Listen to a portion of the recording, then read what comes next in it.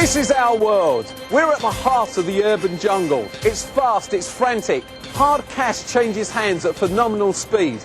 And it's as much as most of us can do just to keep our heads above water. This is a real jungle. The pace of life here seems much more manageable.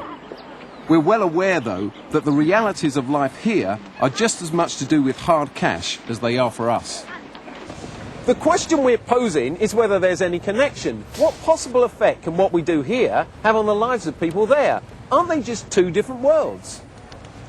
The jungle of North Peru, in the foothills of the Andes, in South America, half a world away. It's warm, the landscape's lovely, a great place for a holiday.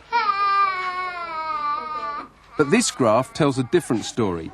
It plots the weight of a child as it grows. The line should be in the green band to show that the child is healthy.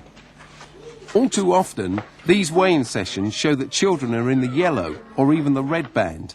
That means malnutrition, and that means poor development, illnesses, and contributes to the fact that 1 in 17 children here don't even reach 5 years of age.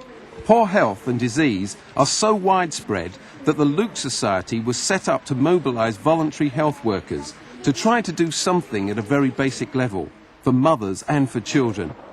Its founder is Dr. Apollos Lander.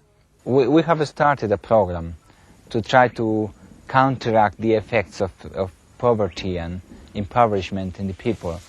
And that has been much linked in working in health. And 2 areas we attacked. Our main objective was improving the quality of life of children and reducing child mortality and maternal mortality in the area. Jenny Agurto lost 2 children herself from pneumonia and diarrhea and now works enthusiastically in Betania village to help other mothers avoid the same tragedy. Many children die unnecessarily of diarrhea when simple rehydration treatment could save them. It's basic health education and it's saving lives. They have been cut by a half in the expenditure of the country in the health services, and instead they have been devoting more money for investment in what they call production infrastructure, industry infrastructure. The people, the citizens from the countryside, even those farmers, they have to pay higher taxes and everything for the country to be able to pay the debts of others. Dr. Lander and his team at the Luke Society are trying to fill the enormous hole left by the lack of basic health care in this part of the country. And that's because the country suffers from an enormous ball and chain.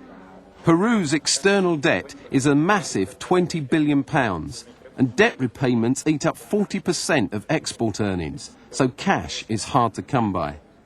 I think countries like Peru have already paid much more than the principal of their debt just in interest rates. And we think that is somehow unjust. In a cash-starved country, hard cash is sought by any means. One of the society's workers leads a group trying to dissuade farmers from growing coca, the source of the drug cocaine, as a cash crop. This farmer's just cutting down his crops, tired of the cycle of crime, terrorism and the threat of jail for growing this illegal crop. He knows too that the flood of dollars to the coca growers makes basic essentials more expensive for everyone else. The costs of the cocaine trade to lives in the rich West hardly enter into the equation for him, but the ball and chain swings back at us through the pressures of debt, forcing people to look for any way of earning hard cash.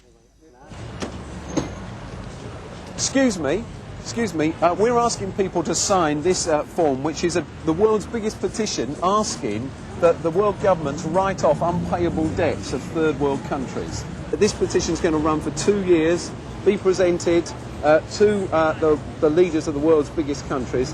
Would you sign? Yeah. There's a connection here. Countries like ours have lent money on easy terms, but the terms got harder as interest rates rose. The loans, which were meant to help countries develop, have become a burden round their necks.